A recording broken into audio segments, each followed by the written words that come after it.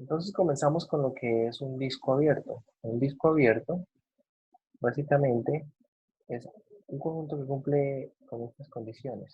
Si ustedes observan, tenemos acá dentro del conjunto, en las condiciones, la ecuación de una circunferencia con centro en x0 y es0 en ese punto. Y el radio es delta, ¿sí? El radio es un valor delta, ese delta pues se escoge de manera que sea positivo, y eso va a ser básicamente un disco abierto, ¿bien? Un disco abierto. Ese disco abierto, como les decía, no tiene, es la circunferencia sin el contorno. Sí, es el círculo como tal, el círculo, lo que está por dentro de la circunferencia, quitándole esa frontera, ese borde. En contraste a lo que es el disco cerrado, si ustedes observan acá su ecuación, el disco cerrado lo único que cambia es que la desigualdad es menor o igual. Al ser menor o igual, incluye también todo lo que está por dentro, pero también incluye la frontera, es decir, el borde. Eso será un disco cerrado, también de radio delta. Hablar de discos abiertos y de discos cerrados, entre otras cosas, nos permite definir topológicamente lo que son puntos interiores, puntos frontera y puntos de clausura. Un disco, bueno, vamos a leer acá un poco. Un disco cerrado incluye todos los puntos interior en el círculo y bueno, lo que decía, lo de la frontera, ¿no? Vamos a hablar de lo que son regiones abiertas, pero para hablar de regiones abiertas, regiones cerradas, regiones acotadas, primero necesitamos definir lo que es un punto interior. Entonces, decimos que cierta región del plano vamos a considerar un punto como un punto interior si hay algún disco abierto centrado en el punto que contiene solo puntos de la región L. Básicamente, un punto interior es todo punto para el cual se puede construir una circunferencia centrada en ese punto, de manera que la circunferencia queda totalmente contenida dentro de la región R. Vamos a decir entonces que es un punto interior a R. En contraste, vamos a ver qué es un punto frontera. Un punto frontera, pues es un punto que al hacer cualquier disco abierto de cualquier radio centrado en ese punto frontera va a contener tanto puntos por fuera de la región como puntos por dentro de la región R. ¿Sí? Ahorita hacemos unos dibujos y hacemos una representación de ellos. La región R se dice que es abierta si solamente se compone por puntos interiores. Acá también hay otra forma en la que dice que una región es abierta y es que la región es abierta si contiene puntos que son no frontera. Realmente no. Lo que pasa es que la definición de puntos no frontera queda un poco extraña, ¿no? Más bien vamos a decir lo siguiente. La región es abierta si todo punto de la región es un punto interior. Todo punto es un punto interior. Y vamos a decir que la región es cerrada si contiene a todos sus puntos frontera. Eso sí será una región cerrada. Si ya habían hecho por ahí su resumen con respecto a lo que era una región abierta, mejor pónganle como les estoy diciendo. Una región abierta, ¿qué es? Es una región en la cual todo punto es un punto interior. ¿Bien? Todo punto va a ser un punto interior. Y antes de pasar a decir lo que es una región acotada, vamos a hacer entonces unos dibujos por acá. Vamos a ir a la parte de acá de la pizarra y hagamos acá unos dibujos. Considere que tenemos la siguiente región. Tenemos una región de este estilo. Y la región será todo lo que está acá por dentro. ¿Bien? Todo lo que está por dentro de esta región es lo que va a ser esa región R. ¿Bien? Entonces, para poder hablar de un punto interior, básicamente necesito considerar un punto y poder construir una circunferencia, o bueno, lo que pasa es que acá al principio en el plano podemos decir que es una circunferencia, pero después vamos a tener que generalizar esa definición. Entonces, ¿qué pasa? Bueno, tengan en cuenta que esa circunferencia no va a incluir el borde. Lo que pasa es que acá no tengo la herramienta para dibujar eso. Pero esa circunferencia va a ser un disco abierto, como lo veíamos en la definición. Ese disco abierto va a estar totalmente contenido dentro de la región. ¿Bien? Eso es un punto interior. Ese disco abierto es algo que tiene naturaleza de existencia, es decir, yo quiero que exista. No es que para cualquier radio que yo dé tenga que estar contenido dentro de la región, no. Es que exista. A ver, ¿a qué me refiero? Por ejemplo, si yo tomo un punto acá más cerca a la frontera, entonces uno tal vez pensaría que no existe ninguna circunferencia que esté totalmente contenida dentro de la región R. Pero de hecho, uno puede empezar a reducir y a reducir y a reducir el radio de circunferencias que queden centradas en ese punto y en algún momento van a poder observar que de hecho esas circunferencias quedan totalmente metidas o totalmente contenidas dentro de la región R. Bien, ¿qué es un punto frontera? Un punto frontera va a ser un punto que, como el nombre lo dice, va a estar precisamente sobre la frontera. Y una característica que tienen los puntos frontera es que para observe, cualquier circunferencia que yo construya centrada en el origen, cualquier disco abierto, cualquier bola abierta, esto, ¿cómo se, qué va a tener de característica esto? Que esta bola abierta va a tener puntos que están tanto por dentro como por fuera de la región. Observen. Hay puntos que están por dentro de la región, pero también hay puntos que están por fuera de la región. ¿Sí? Esos son los puntos frontera. Los puntos frontera. Que son puntos que al hacer cualquier disco abierto, cualquier bola abierta, vamos a poder encontrar que ese disco abierto contiene puntos tanto por dentro como por fuera de la región. ¿Sí? Vamos a recordar acá los dibujos.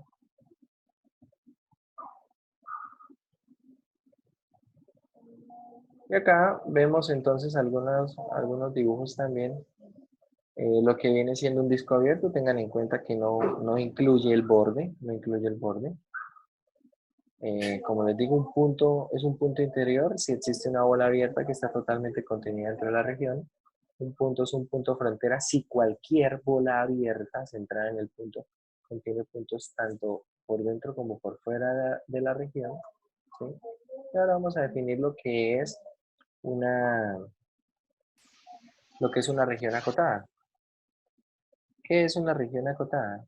Una región se dice simplemente que es acotada si puede estar contenida en un rectángulo en el plano. Ojo que ese rectángulo debe ser un rectángulo de dimensiones fijas. Puede ser tan grande como quiera, pero de dimensiones fijas. Por ejemplo, acá tenemos una región que es acotada. Tenemos nuestra región R y podemos construir un triángulo de dimensiones fijas que contiene a esa región. Si ustedes suponen, por ejemplo, que la región es el primer cuadrante, no existe ningún rectángulo de dimensiones fijas que contenga todo el primer cuadrante. Cuando digo dimensiones fijas, es que las dimensiones son números reales, ¿sí? Entonces no existe ningún rectángulo que encierre al primer cuadrante que sea de dimensiones fijas. Entonces, esto representa una región que es no acotada, ¿sí? Para que sea acotada la región debe poderse encerrar en un rectángulo. Las dimensiones pueden ser tan grandes como quieran, pero deben ser fijas. Bueno, luego hablamos de lo que viene siendo eh, para...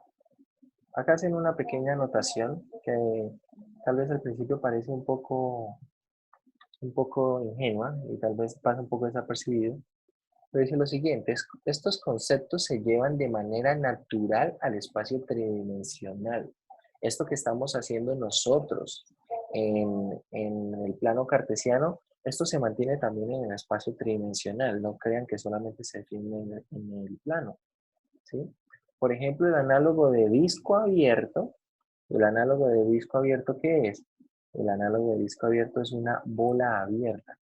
Realmente cuando uno estudia desde el punto de vista topológico, uno le llama bola abierta a los discos abiertos incluso en el plano cartesiano. Es decir, uno le llama bola abierta y lo define en general, ¿sí? De hecho, cuando uno define algo de ese estilo, eh, uno lo define así. Vamos a poner algo acá en la pizarra. Esto se puede definir, de hecho, en cualquier punto en Rn. Es decir,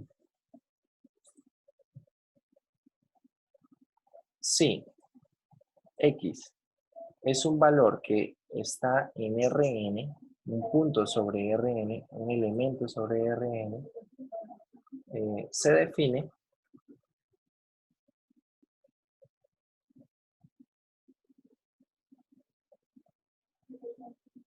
vamos a poner, se define la bola abierta y esta es una definición un poco más general. La bola abierta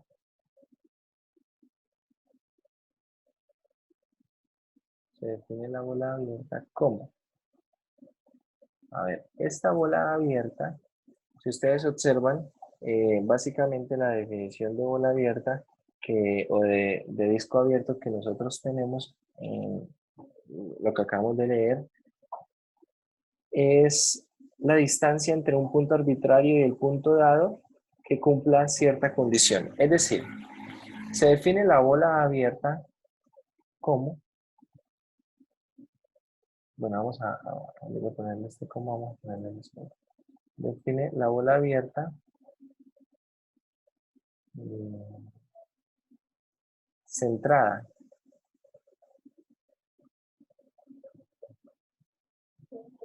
Definimos la bola abierta centrada en X y de radio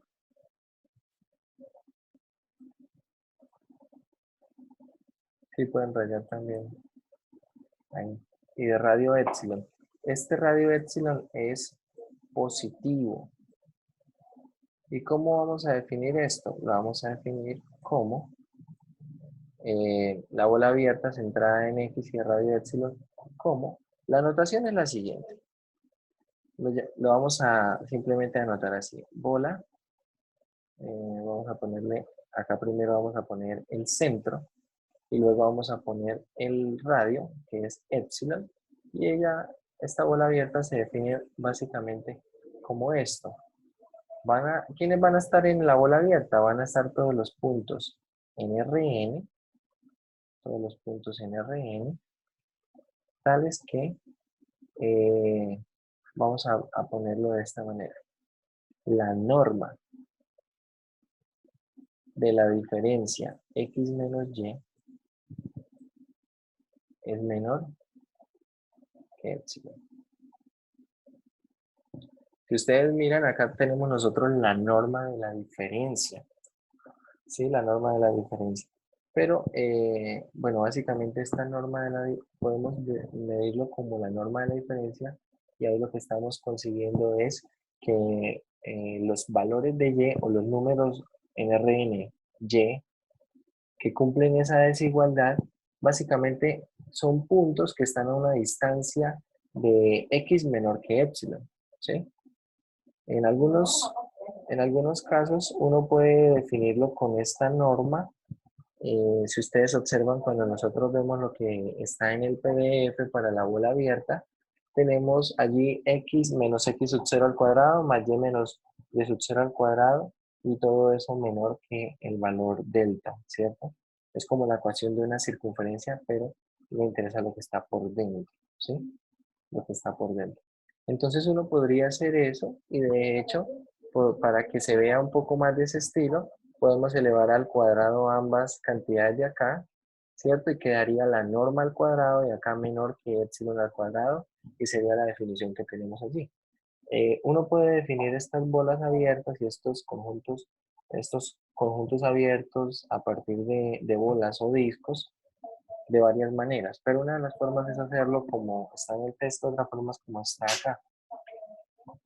Y ahí también tenemos las variaciones. ¿Las variaciones cuáles son? Si nosotros ya no queremos una bola abierta, queremos una bola cerrada, la bola cerrada simplemente se denota así. Cambio los paréntesis por corchetes. Esto representa una bola cerrada.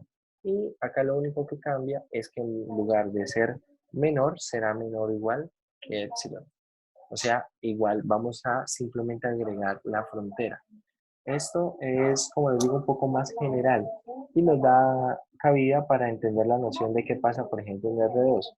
Entonces, claro, ¿cómo son las bolas abiertas en R2? Ah, listo, son discos abiertos. ¿Cómo son las bolas abiertas en R3?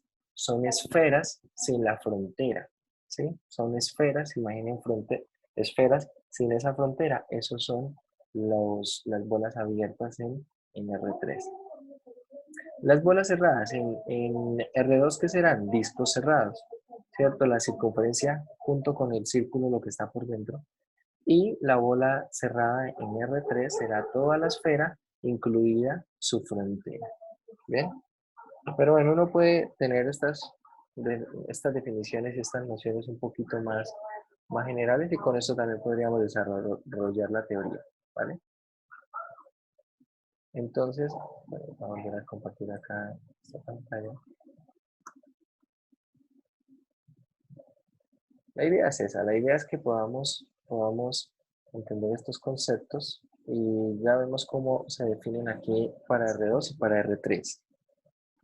Aquí más o menos nos dan una noción de cómo es esa definición en R3. En R3, ¿qué será? El conjunto de puntos que cumple con esta ecuación, con esa desigualdad. Y si ustedes observan la desigualdad, básicamente me interesa lo que está por dentro de una esfera de radio delta. ¿Sí? Lo que está por dentro de una esfera de radio delta. Eso será una bola abierta y entonces acá los puntos interiores ya no necesito construir discos abiertos, sino necesito construir bolas abiertas que serán esferas abiertas. ¿Bien? Bueno, acá esta primera parte habla un poco de lo que terminamos hablando la clase pasada y es de qué pasaba con los límites en cálculo 1, ¿no? La forma en la que nos podemos aproximar. Pero, ¿qué pasa? Que cuando nosotros tenemos ahora aquí varias variables, cambia esto un poco, ¿cierto? ¿Y qué va a cambiar? Que esa noción, acá como dice por este lado, esa noción de aproximarse a un punto ya no es tan simple como ocurría en una función de una variable, puesto que como vimos la clase pasada, allá solamente podíamos aproximarnos por derecha y por izquierda, pero acá en el espacio tenemos infinitas formas de aproximarnos al punto, ¿cierto? Entonces, decimos lo siguiente, de manera informal, decimos que para que el límite exista, requerimos ahora que f se aproxime al número L a lo largo de cualquier trayectoria o curva posible que pase por el punto AB, el punto de tendencia. Es decir, si al atravesar el punto de tendencia por cualquier trayectoria y empezar a tomar puntos que se acercan al punto de tendencia por esas trayectorias, encontramos que las imágenes todas se acercan a un mismo valor L, entonces podemos decir que el límite es ese valor L. Pero ojo, acá lo complicado es que necesitamos analizar cualquier trayectoria posible y eso, de hecho no es posible de realizar bueno, a fuerza bruta, ¿no?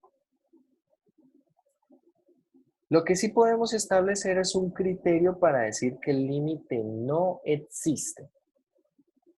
Y ojo lo que dice este criterio. Decimos que si al aproximarnos, si f no se aproxima al mismo número de L por dos trayectorias diferentes que contengan al punto A, B, entonces el límite no existe. Es decir, si usted escoge dos trayectorias y calcula el límite usando esas dos trayectorias, y esos valores no coinciden, entonces ya tiene información suficiente para concluir que el límite no existe. ¿Bien? Para concluir que el límite no existe.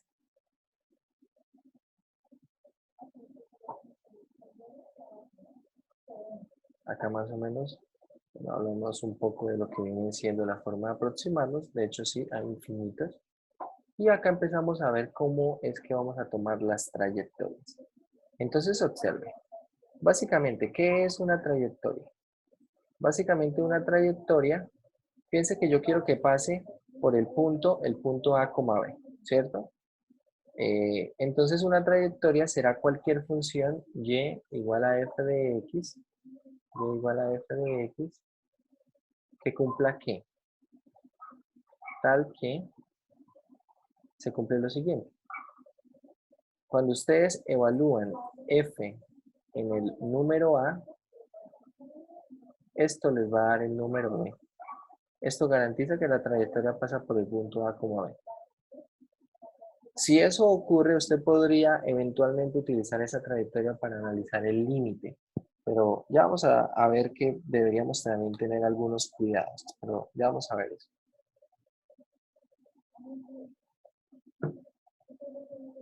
Bueno, veamos este primer ejemplo. Tenemos un primer ejemplo donde el límite no existe. Donde ese límite no existe. Y ese primer ejemplo donde el límite no existe, básicamente es lo siguiente. Tenemos que si la función es esta que está acá, es x cuadrado menos 3y cuadrado dividido en x cuadrado más 2y cuadrado. Y esto está bien definido en todo lugar excepto en el 0, 0. Acá, al igual que como ocurría en los límites en el curso de cálculo 1, no me interesa o no necesito al menos que el límite o que la función esté bien definida en el punto de tendencia. No me interesa que sea continua en el punto de tendencia, no le voy a pedir nada, ni siquiera que exista la imagen en el punto de tendencia, porque yo me voy a aproximar tanto al punto de tendencia como yo quiera, pero eso sin tomar exactamente el punto de tendencia, ¿sí? Entonces acá esto no está definido en el 0, 0, sin embargo el límite va a ir al 0, 0. El límite va a ir al 0, 0. Y yo quiero ver qué ocurre. Entonces vamos a tomar trayectorias. Trayectorias que pasen por el 0, 0. Por ejemplo, tenemos y igual a 0. Si hacemos y igual a 0, reemplazamos entonces en el límite donde está y, reemplazamos por 0, ¿cierto? Y tenemos que este límite por la primera trayectoria nos da 1.